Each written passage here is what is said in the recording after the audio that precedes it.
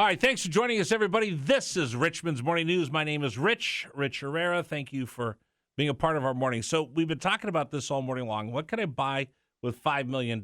I could buy 800,033 Big Macs. I could buy 10 average-sized homes in Virginia or one big mansion and live with the rich men north of Richmond if I wanted, or I could try to buy an election. And that's what we see.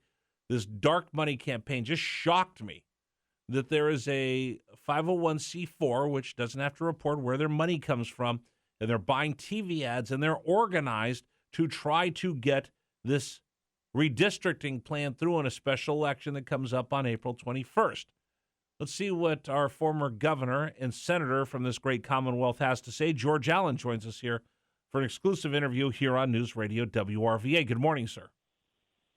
Good morning to you, Rich. What they're buying with that $5 million is allowing this, promoting this gerrymandering, and this money's coming out of D.C. from the Beltway. It is dark money.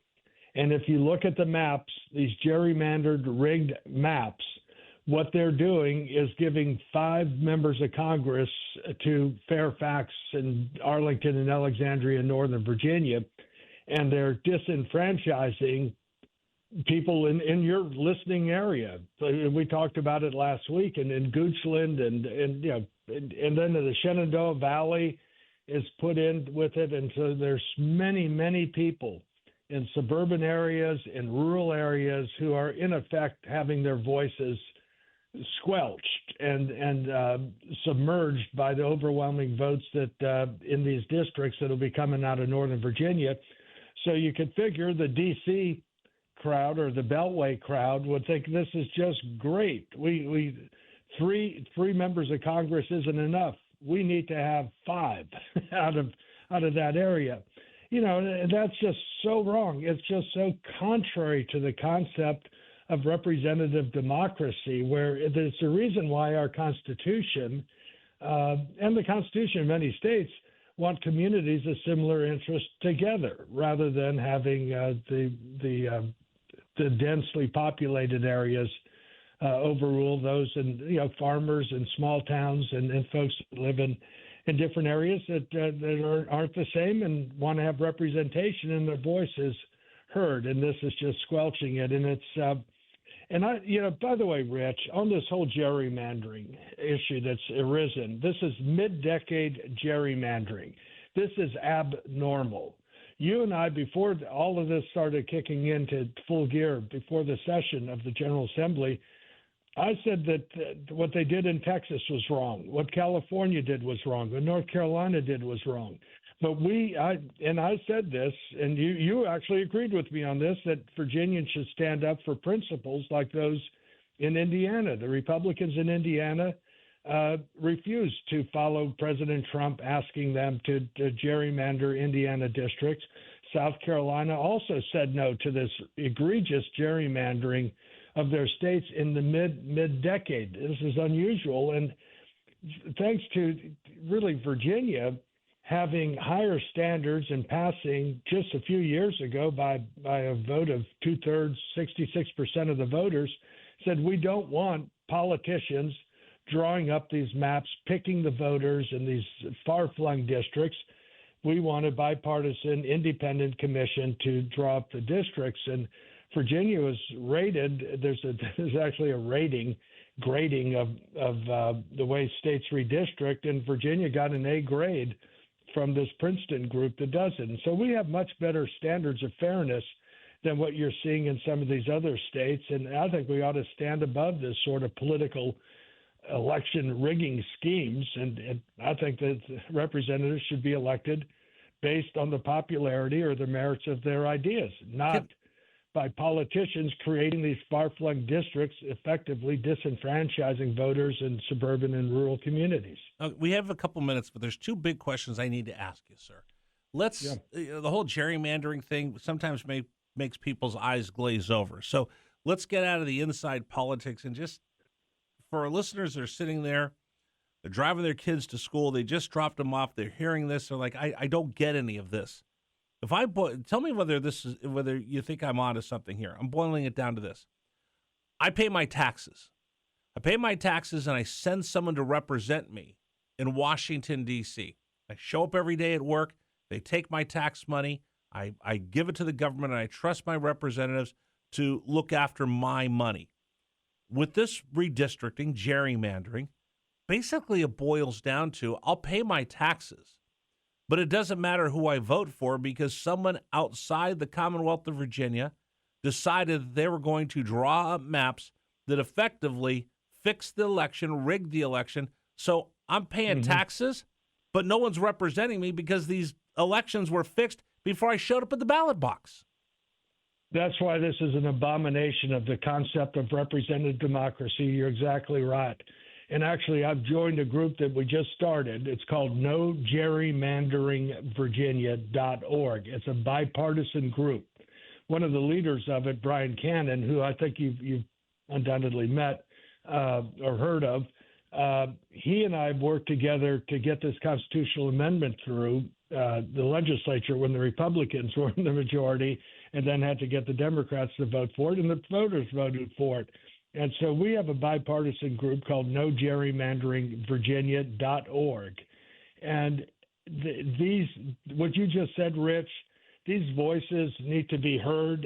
We can't just be overwhelmed by $5 million, and they'll probably put in even more money into this and trying to deceive with these lies. They say it's fair elections. These are not fair elections. They're rigged elections. They're fixed elections. And it's not the way that our republic is to operate. And it's now ultimately, if the Supreme Court of Virginia doesn't follow the law and rule what they're trying to do in rushing this through, if they don't stop it, then it'll be on the ballot. And in fact, with the election day on April 21st, voting is going to start in early March with early voting. So it's important that people become informed, because if they want to have a voice and be heard and be meaningful to representatives, this needs to stop, and it needs to be, no, we are not going to gerrymander Virginia. We have higher standards, higher principles. This is the cradle of American liberty, and Virginia should be a leader rather than a follower, and certainly not a follower of the interests of the Beltway and the D.C. area, who are only looking for political gain, no principle, no selling idea that people say, gosh darn, isn't that great? They should be embarrassed. And every one of these districts, these long, far-flung districts from the Beltway to the Shenandoah Valley, to the suburbs of Richmond, to the northern neck, to the Chesapeake Bay. And then there's another one that goes from Harrisonburg to Charlottesville, all the way through Roanoke to Blacksburg and to Radford, to get all the government college towns together. And that looks like a worm going up and over the Blue Ridge Mountains several times. It is egregious, it's wrong, and the people of Virginia need to be informed, educated, and vote no to gerrymandering Virginia. Okay, I'm going to ask you a question. We're talking right now with our former governor and U.S. Senator for the Commonwealth of Virginia, George Allen. This is a WRVA exclusive. Sir, I got to ask you this question, very poignant. The organization that you're getting involved in is called No Gerrymandering Virginia. The Correct. dark money comes from a group that is supporting Virginians for Fair Elections. So let me ask you just this one question. Your group is bipartisan. There are Democrats that you're working for that understand the responsibility of representative government. The Virginians for Fair Elections, are there any Republicans that you know of that support what's going on with the gerrymandering that Don Scott and Louise Lucas and Hakeem Jeffries is trying to shove down the throats of Virginians? I don't know of any Republican who's involved with that group. I think it is a pure Democrat group, and the money is coming out of inside the Beltway or D.C. or wherever it's coming from. But there's no Republicans who are supporting this. Our group, Brian Cannon, is a Democrat and was very much involved with a lot of things that some Republicans may not like. Regardless, Republicans, independents, and Democrats all did agree with the constitutional amendment for an independent bipartisan commission for redistricting of legislative districts, state and federal. And we have Chap Peterson, a former Democrat state senator from Fairfax County, a good independent thinking Democrat. I liked him as much as half the Republicans.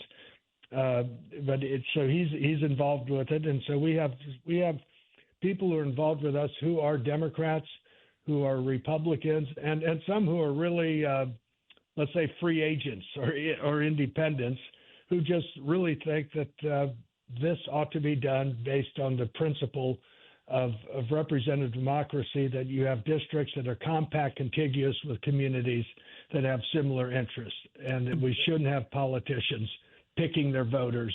The people ought to decide who they want to represent them, rather than, because looking at the hockey starting in the Olympics, this is like saying, all right, the one team's going to have 6 players on the ice, the other team's going to have 5 players on the ice the whole way. It's called a power play, sir. It's called a power play, right? Exactly. Perfect, Rich. This is why I love my interviews with you. You get it. It's a power play, and you're getting penalized for doing nothing. So right off the bat, you have to play one man down, or one player down, and that is not the way the meritocracy of sports or the meritocracy of our republic ought to operate. And each team ought to play on a level playing field, and whoever plays the best for elections, whoever has the ideas or the agenda or the reforms that are the most popular, that resonate with the owners of the government, the people, that's who should win, as opposed to a tilted, rigged contest where it's virtually impossible for the other team to win. Okay, I'll leave you with this, sir, because we're out of time, but I'll just leave you with this.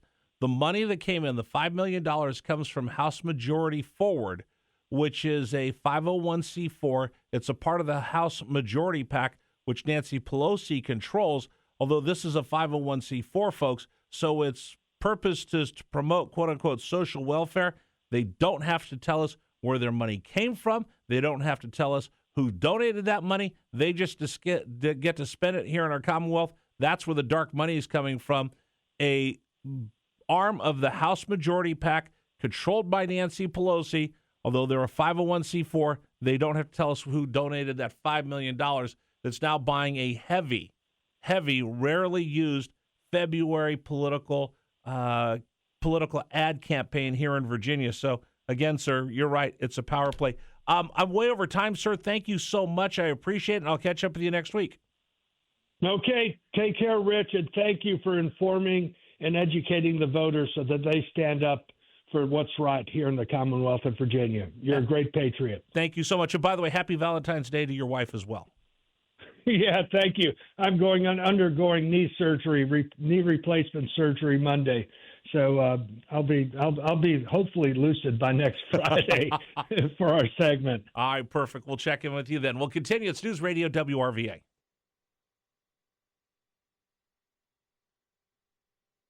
Okay, let me talk to you about Pearson Signature Dealerships.